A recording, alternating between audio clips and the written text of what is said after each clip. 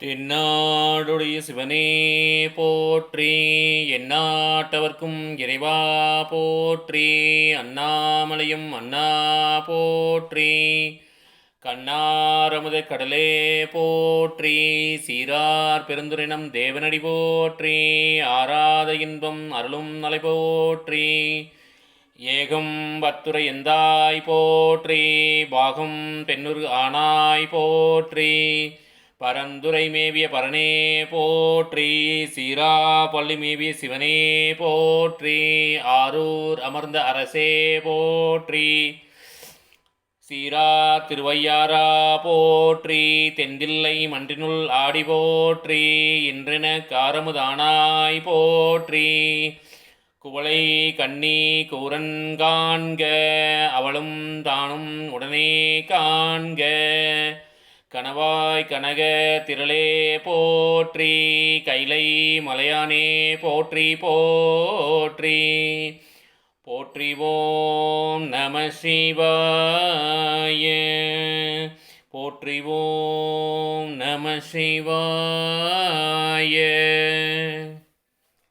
நண்பர்கள் அனைவருக்கும் திருவாசக முதையாவின் அன்பான காலை வணக்கங்கள். நண்பர்கள், நாம் திரு அண்டப்பாதியிலிருந்து 5 பாடல் வரிகளையும் அதற்குரிய விளக்கத்தையும் சிந்தித்து வருகிறோம். வாருங்கள், இன்றைய தினமும் அடுத்த 5 பாடல் வரிகளையும் அதற்குரிய விளக்கத்தையும் சிந்திப்போமாக.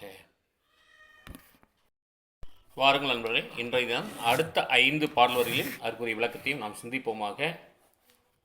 முறையுளி ஒற்றி முயன்றவர் கொளித்தும் ஒற்றுமை கொண்டு நோக்கும் உள்ளத்து உற்றவர் வருந்த உரைப்பவர் கொளித்தும் மறைதிறம் நோக்கி வருந்தினர் கொளித்தும் இத்தந்திரத்தில் காண்டும் என்று இருந்தோர்க்கு அத்தந்திரத்தில் அவ்வையின் ஒளித்தும் என்பது பாடல் வரிகளாகும்.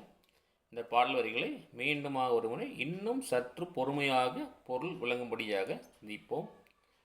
முறையுளி ஒற்றி முயன்றவர் கொளித்தும் ஒற்றுமை கொண்டு நோக்கும் உள்ளத்து உற்றவர் வருந்த உரைப்பவர்க்கு ஒளித்தும் மறைதிறம் நோக்கி வருந்தினார்க்கு ஒளித்தும் இத்தந்திரத்தில் காண்டும் இன்று இருந்தோர்க்கு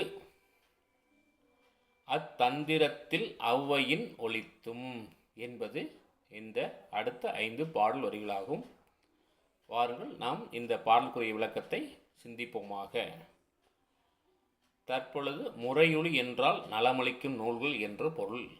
முறையொலி என்று சொன்னால் நலமளிக்கும் நூல்கள் என்று பொருள்.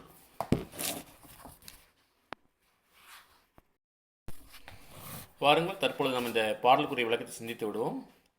முறையொலி என்று சொன்னால் நலமளிக்கும் நூல்கள் என்று பொருளாகும். முறையொலி ஒற்றி முயன்றவர் கொளித்தும் ஒற்றுமை கொண்டு நோக்கும் உள்ளத்து. நல்லொழுக்கம் கூறும் நூல்கள் படித்துணர்ந்தால் மட்டுமே இறைவனின் காட்சி கிட்டிவிடாது. நண்பர்களே, நன்றாக கூர்ந்து கவனியுங்கள்.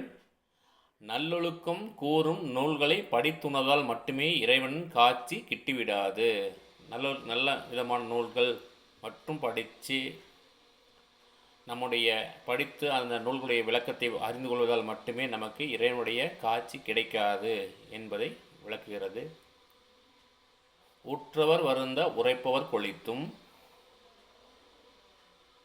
மிக்கதோர் உறவும் பந்த பாசத்தால் தவம் செய்வதை கொண்டு வருந்துவோர் ஆயினும் இறைவனார் வருந்தப்பட்டு முன் தோன்ற மாட்டார். சாத்திர ஞானங்கள் கொண்டு இறைவனை நோக்கி நினைப்பவர்க்கும் அவர் காட்சி தரமாட்டார். அதான் சொல்றாரு பாருங்க. உற்றவர் வருந்த உரைப்பவர் கொளித்தும் மறைதிறம் நோக்கி வருந்தினோர் கொளித்தும். அவர் நம்ம நினைக்கும் போதெல்லாம் காட்சி தர மாட்டார்.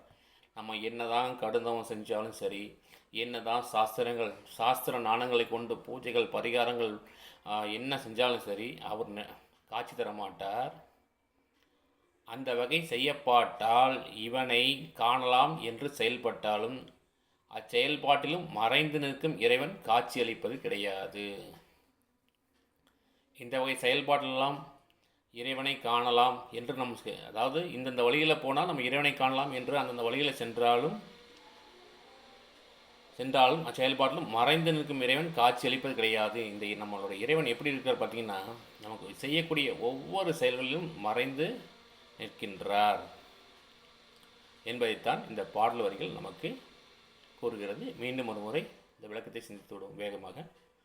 நல்லொழுக்கம் கூறும் நூல்கள் படித்துணுவதால் மட்டும் இறைவன் காட்சி கிட்டிவிடாது. மிக்கதோர் உறவும் பந்த பாசத்தால் தவம் செய்வதைக் கண்டும் வருந்துவோர் ஆயினும் இறைவனார் வருத்தப்பட்டு முன் தோன்ற மாட்டார். சாஸ்திர நாளங்கள் கொண்டு இறைவனை நோக்கி நினைப்போருக்கும் காட்சி தர மாட்டார். இந்த வகை செயல்பாட்டால் இவனை காணலாம் என்று செயல்பட்டாலும் அச்செயல்பாட்டிலும் மறைந்து நிற்கும் இறைவன் காட்சி அளிப்பது கிடையாது என்று நமக்கு இந்த பாடல் வரிகள் உணர்த்துகின்றது. நண்பர்களே, மீண்டும் நாளை தினம் அடுத்த 5 பாடல் வரிகளையும் அதற்குரிய விளக்கத்தையும் சிந்திப்போமாக.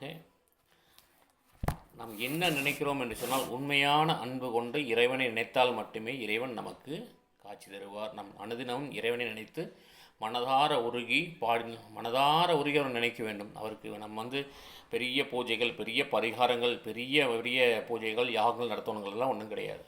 இறைவனை நம்முடைய உள்ளத்தால் முழு மனதோடு இறைவனை அப்பா இறைவா என்று நம்ம முழு மனதோடு அவரை நாம் ஏற்றுக்கொண்டு அவரை வழிபடும் பொழுது இறைவனானவர் நமக்கு நம் மீது கருணை கொண்டு நமக்கு காட்சி தருவார் என்பதை ஆசிரியர் நமக்கு இவ்வாறாக விளக்குகின்றார். நண்பர்களே, இன்றைய தினம் 5 பால்வரை சிந்தித்தோம். மீண்டும் நாளை தினம் அடுத்த 5 பால்வரையிலும் அதற்குரிய விளக்கத்தையும் சிந்திப்போம். நன்றி, வணக்கம். அரகர பார்வதி பதையே, அரகர மகாதேவ, போற்றிவோம் நம சிவாய.